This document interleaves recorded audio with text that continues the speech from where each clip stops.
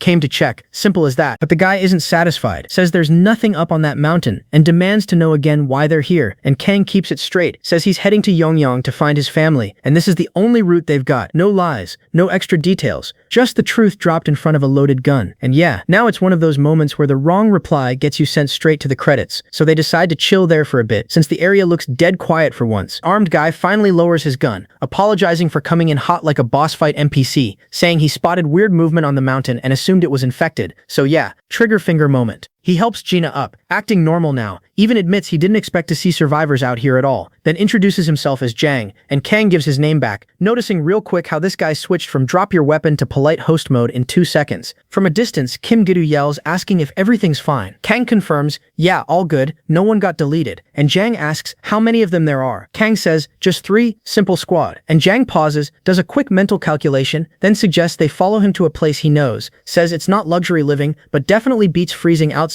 like abandoned loot, and since he's alone, there's space for them too. Once they regroup, Jang explains he's been staying at a roadside hotel, got lucky finding it and turned it into a shelter, says it's relatively safe, but then casually drops that around 30 people are living there, including kids, which immediately makes Gina ask for confirmation because yeah, that's not a small number, and Jang confirms it's straight, 30 total. Kim Gi-doo points out the obvious problem, no nearby stores means food must be a nightmare, and Jang agrees, says that's exactly why he came out here alone searching for supplies, but the nearest town is completely overrun, basically a zombie convention, so getting close is suicide. After digging around, he found warehouses hidden between the mountains, and was actually on his way to check them when they met. Kim Gi-doo says if those warehouses are stocked, that could sustain everyone for a long time, and Kang immediately questions him, asking if he really went solo for that kind of mission, because yeah, that's straight up risky behavior, and Jang confirms it, says going alone reduces risk, since sending multiple people when resources are already low is just asking for losses, but Kang points out the obvious flaw, one guy carrying food for 30 people. Good luck with that. And right when the logic debate is heating up, cue the classic interruption. Footsteps in the woods. Not subtle, not friendly, full horde incoming. Jang instantly switches back to survival mode, tells everyone to fall back and says he'll handle it, but then realizes Kang isn't moving at all, just standing there like he's about to solo cue the apocalypse again. Kang calmly tells him to save his bullets because they'll be needed later, basically saying ammo is premium, I'm free, then grabs his weapon and walks forward without hesitation. Jang tries to stop him, calling it too risky, but Kim Gi-doo cuts in and tells him to relax and just watch, because this guy right here is the reason they're still breathing. And then the horde arrives and completely ignores Kang, not even a sniff, not a bite, nothing. Jang just stands there watching his entire understanding of zombies get deleted in real time, while Kang grabs one infected by the collar and slams it into a tree like it owes him money, then proceeds to wipe the rest out with raw strength. Jang is stunned, not just by the strength, but by the fact that none of them even tried to attack him, and Kim Gi-doo casually drops the info like it's common knowledge, saying, yeah, they don't touch him. Radio's been talking about it. You just missed the update. And once the last zombie hits the ground, Kang walks back like it was just another chore, and says even if those warehouses are full, moving enough food for 30 people without a vehicle is basically impossible. Problem still standing, just now with extra corpses on the side. So Kang just lays it out straight. If Jang joins them with a car and a bike in play, moving supplies actually becomes doable instead of some solo suicide delivery mission. So later when they roll up to the roadside hotel, engines pulling up like a rare sight in this dead world, the guards instantly go full paranoid mode, guns up aiming like they're about to shoot first, and ask questions never, but then they notice, wait, these guys are driving normally, not sprinting like zombies on caffeine. And before things escalate, Jang jumps out waving like relax, it's me, telling them to stand down because there's no threat. And the guards, still cautious, ask who the guy next to him is and whether he's the captain, and also who the rest of the squad is. And Jang explains cleanly, they're survivors who helped him out on the mission, and thanks to them, they found a warehouse stacked with supplies, canned food, ramen, the good stuff, plus even more sitting in the trunk ready to unload. And just like that, the mood flips from suspicion to yo, food just dropped, and everyone starts hauling boxes like it's the most important quest in the game, because it literally is. Kang watches all this and casually questions Jang, asking if this amount is really enough to feed 30 people, and Jang answers honestly, says this is emergency stock, they needed it immediately, and if needed they can go back for more later, but make sure to credit the trio again for making it possible. Clearly grateful, while Kang just shrugs it off like it wasn't a big deal. Already said thanks once, no need to loop it again. Then Zhang says he wants to introduce someone, and right on cue a woman walks in, voice loud, presence confident, and Kang clocks it instantly. Yeah, she looks like medical staff, and she asks Zhang what happened since he wasn't supposed to be back yet. And Zhang explains there were complications, but thanks to these three they not only survived but secured a warehouse full of food, basically solving their biggest problem for now. Then introduces her as Dr. Han, the one taking care of everyone since everything went to hell, but she immediately downplays it, saying it's nothing special. Zhang's the one actually protecting people, and she's just a second-year resident, not even worthy of being called doctor like that, keeping it humble while clearly carrying her own weight. Kang observes how everyone treats Zhang, calling him captain, trusting him without hesitation, and yeah, it's obvious this guy is the pillar holding this place together, whether he likes the title or not. Dr. Han then asks how they ended up here, and Kang gives the short version. It's a long story, they're not from around here, heading from Seoul to Yongyang for personal reasons, and she immediately points out that's a long and rough journey. Roads must be a nightmare, and Kang confirms it's straight. Main routes are completely blocked. Moving around is a pain, and before the convo can go deeper, another guy shows up calling for the captain, saying all supplies are already inside, which snaps Jang back to business mode because yeah, standing outside chatting in apocalypse hours is not smart, so he tells Mangho to finish up what's left and says he'll handle the rest later. Then everyone heads inside. Mangho though looks a bit off, like something's bothering him but he's not saying it out loud, and as night falls the whole place gathers to eat, people going at the food like they haven't seen a proper meal in forever, which is probably true, and for the first time there's a bit of relief in the air, temporary but real. Kang looks around and notices a lot of kids, and Jang confirms there are 9 of them, which just makes the whole situation heavier, because now it's not just survival, it's responsibility. From the outside it's just some roadside hotel, nothing special, but inside it's turned into a full-on survival hub, more like a cramped hostel packed with people trying to make it through another day. And yeah, it had some supplies when they first found it, but those ran out fast, because survival doesn't care about your starting loot, and now after everything they've been through just to secure this food, everyone's finally sitting down with something in their hands. But you can already tell this safe place isn't as stable as it looks. Jang starts giving credit where it's due, saying finding people like them was straight up luck, and everyone here is genuinely thankful. No fake smiles, no hidden agenda, just survival gratitude. And Kang brushes it off like it's nothing but finally asks what's been bugging him since he walked in. Why is everyone calling this guy Captain? Jang gets a little awkward about it, says the title's kind of over the top, but he accepted it because people needed someone to lead when everything went to chaos, someone to make decisions so they don't all fall apart. Basically got promoted by the apocalypse without applying. Mid-convo, another survivor shows up saying Dr. Han is looking for him, so Jang pulls Kang along because whatever this is, it's important and tied to everything that's been happening since Kang showed up. And when they meet her, Jang lays everything out, no filter, and Dr. Han is instantly hit with the realization that Kang hasn't been infected even after direct contact. And the craziest part, zombies don't even try to bite him, like bro is walking around on ghost mode. Kang confirms it calmly, says they don't attack, don't react, nothing. He can move through hordes like he's not even human to them. And while he explains it, Dr. Han is trying to process this like a normal doctor in a world that stopped being normal weeks ago, while Jang backs it up saying he saw it himself. Full horde, Kang walked in,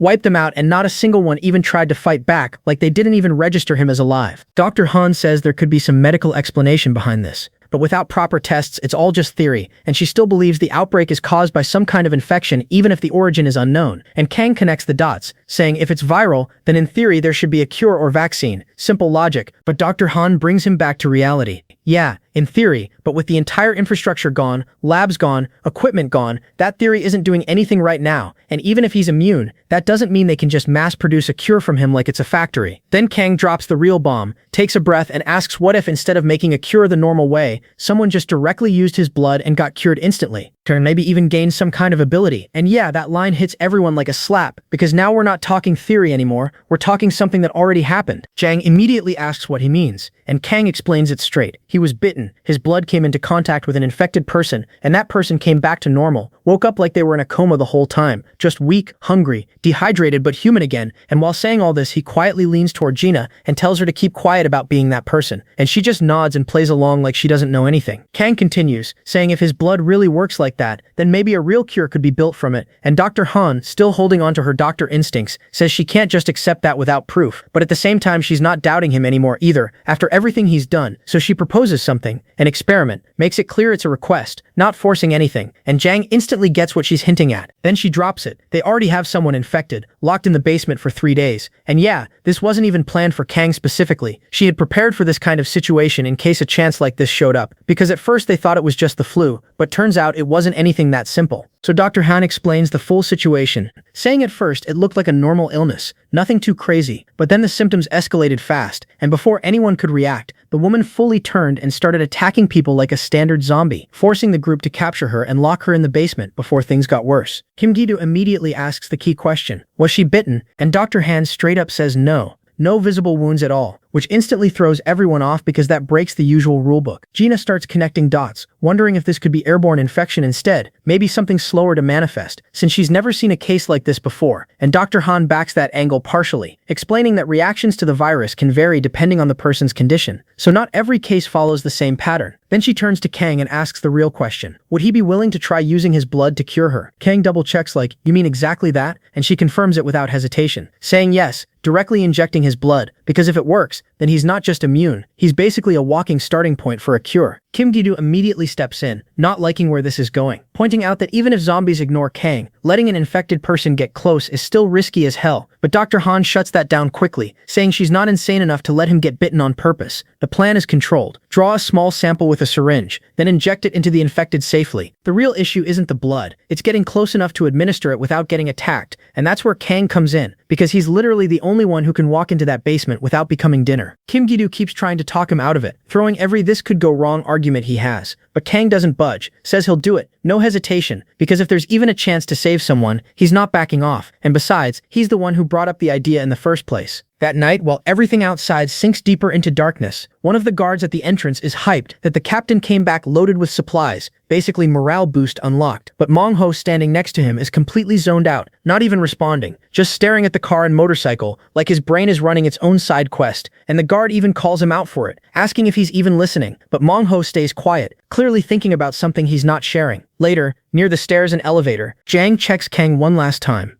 asking if he's really sure about this, making it clear he doesn't have to force himself into anything if he's not comfortable. But Kang stays calm, says it's fine, not a big deal for him, and since he's the one who suggested it, he'll take responsibility for it too. Then Jang quietly points out a little girl sitting nearby and asks if Kang noticed her, revealing that the infected woman in the basement is her mother. And yeah, that changes the whole tone instantly. He explains that the girl saw her father turn into a zombie and try to attack them inside their own home, but somehow she and her mother managed to escape, and for a while things were okay. Until 3 days later when the symptoms started showing in the mother. She hadn't attacked anyone yet at that point, but the risk was too high, and Jang had to make a call. He even considered killing her right there to protect everyone, but when he looked at the daughter's face, he just couldn't pull the trigger, so instead he tied the woman to a chair, took her to the basement, and locked her away, isolating her from everyone else, while feeding the daughter hope that maybe one day her mother would come back. Gina hears all this and is completely shaken, because yeah, that's not something a kid should ever go through. And Kang, looking at that silent little girl with tears in her eyes, immediately thinks of his own niece, and something in him just locks in. No hesitation, no doubt, just a clear decision. He looks forward and says this ends here. Kang locks it in right there, says that kid deserves hope again. No debate, and from now on they're doing everything they can to change that outcome. No half measures, no backing out. With that decided, they prep the blood sample, ready for the test, and right on cue a guard walks in saying it's time for shift change. Jang immediately switches back to duty mode, says he's heading to his post, while the rest of the group finally gets a moment to breathe. Rooms get assigned, actual rooms, not concrete floors or car seats, and Kim Gi-doo is way too happy about it, celebrating like he just unlocked luxury mode, because for the first time in ages, he's getting a real bed instead of survival grade sleeping. Jang, before heading up for guard duty, thanks them properly, says he's relieved they managed to secure food for everyone, and wishes them a good night, then leaves. And the moment he's gone, Gina comments that now she gets it, why everyone leans on him so much, because yeah, that guy is built to carry chaos on his back. Kang just stares ahead and answers calmly, saying that's what a real leader looks like, someone holding everyone else's weight and still standing like it's normal. Then Kim Gi-doo starts voicing what's been bugging him, saying something about this place feels off. Not bad, just too structured, too organized for a random survivor shelter, pointing out the defenses, barricades, guns, scheduled shifts, basically everything screams military light, and right when he says that, Mangho pops in like a background character finally deciding to speak, casually saying yeah, that's because of the captain. And when Gi-doo questions him, Mangho drops the info. Jang used to be a soldier, a leader in the 13th Division, and all those weapons. Yeah, he brought them from the base when he left. Gina's still curious,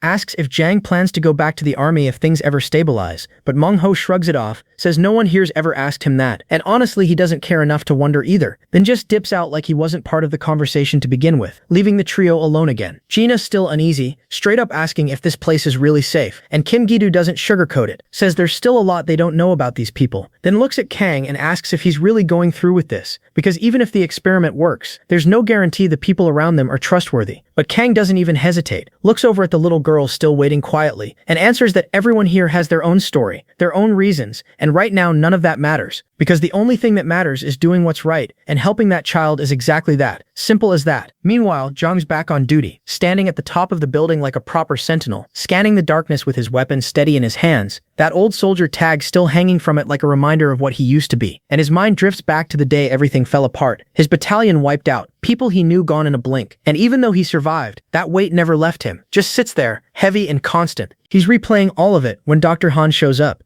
asking if he's handling the watch alone tonight, and even though he looks like he hasn't slept in weeks, he answers respectfully, says he's fine, but she sees through that instantly, asks if he's pushing himself too hard because he's clearly exhausted, body and mind both, and Jang just says he can still keep going, that he's not the only one struggling here, so if he can do something, he'll do it, no excuses. Then she asks about his dreams, about the nightmares, and yeah, that hits a different nerve, but Jang brushes it off, says he's used to them now, and if that's punishment for what he's done, then it's nothing compared to what he deserves. And Dr. Han steps closer, tells him to stop being so hard on himself because everyone here depends on him. Whether he likes it or not, he's the one holding this place together, and Jang just looks ahead and quietly says he hopes that's true. While all this was happening, Miro stayed in the background silently watching everyone like some NPC with maxed out stalking stats. Bro barely talked, just stood there observing so hard that the others started getting uncomfortable. Nobody could figure out who this guy really was or why he kept hanging around acting like the human version of a security camera. The next morning, the weather completely folded in on itself. Heavy rain poured non-stop, turning everything gray, cold, and depressing. Everybody gathered in the cafeteria, trying to survive on coffee and body heat, while the storm outside looked like the world itself was tired. Kim Gi-doo stared out at the rain and pointed out that it didn't look like it was stopping anytime soon. If they hadn't stayed the night there, they probably would have gotten cooked by the weather alone. But staying longer also meant wasting time, and time was the one thing Kang couldn't afford to lose right now. So Gi-doo asked what he wanted to do. Kang stayed quiet for a while, clearly stuck thinking about his conversation with Lee. Man looked physically present but mentally buffering. After sitting there in silence, he finally answered that for now they needed to see how things unfolded because there were still things he had to deal with before leaving this place behind. Not long after that, Jang showed up and greeted everyone properly, asking if they slept well. Kang thanked him and admitted they finally got decent rest thanks to him, but Jang immediately tried to act humble about it. Meanwhile, Kang was basically saying, "Brother, you already did enough." Still, Jang insisted the rain made travel dangerous and suggested staying another night, but Kang explained they were in too much of a hurry for that luxury, and on top of that, he still intended to keep the promise he made earlier, testing his blood on the infected woman downstairs. Jang accepted the decision and later brought him toward the basement entrance. The place looked straight out of a horror game loading screen. Before opening the door, Jang handed him a flashlight because the basement was pitch black. Then Dr. Han stepped forward, carrying the syringe filled with Kang's blood, and explained carefully that he just needed to inject the contents into the infected woman's mouth and see if it worked. Real calm explanation for something that could literally change humanity. No pressure at all. Kang simply nodded and said he was ready. Then he told everyone to stay back because things could still go wrong, entered the basement alone, and shut the door behind him. Jang watched him go, quietly commented that Kang looked way too calm doing this, almost like he'd gone through situations like this before. Kim Gi-doo answered that helping people was just who Kang was. The guy practically sprinted toward danger whenever someone needed help. Honestly, his survival instincts were running on outdated software at this point. Inside the basement, Kang approached the infected woman slowly, and just like before, she didn't react aggressively toward him at all. No lunging, no screeching. Kang calmly introduced himself and told her she'd soon be reunited with her daughter, asking her to just hold on a little longer. Outside though, everybody was tense as hell. The silence coming from inside the basement wasn't comforting, it was terrifying. Nobody knew if the experiment was working or if Kang was getting turned into lunch meat downstairs, but Jang pointed out that silence was probably a good sign because if Kang had been attacked, they definitely would have heard something by now. Everybody silently hoped the impossible was actually real, that Kang truly was immune. While everyone waited nervously, Kim Gi-doo looked distracted again, clearly thinking too much. Jang noticed immediately and asked what was bothering him. Gi-doo brushed it off at first, but eventually admitted the truth. Kang might look tough outside, but mentally he carried everything alone. Every person he failed to save haunted him badly. Whenever somebody died, he blamed himself for it even if there was nothing he could have done. The dude collected guilt like side quests. Dr. Han quietly wondered if maybe they have asked too much from him. But Kim Gi-doo shook his head immediately and said nobody forced Kang into any of this. Every single choice was his own. That was exactly the kind of person he was.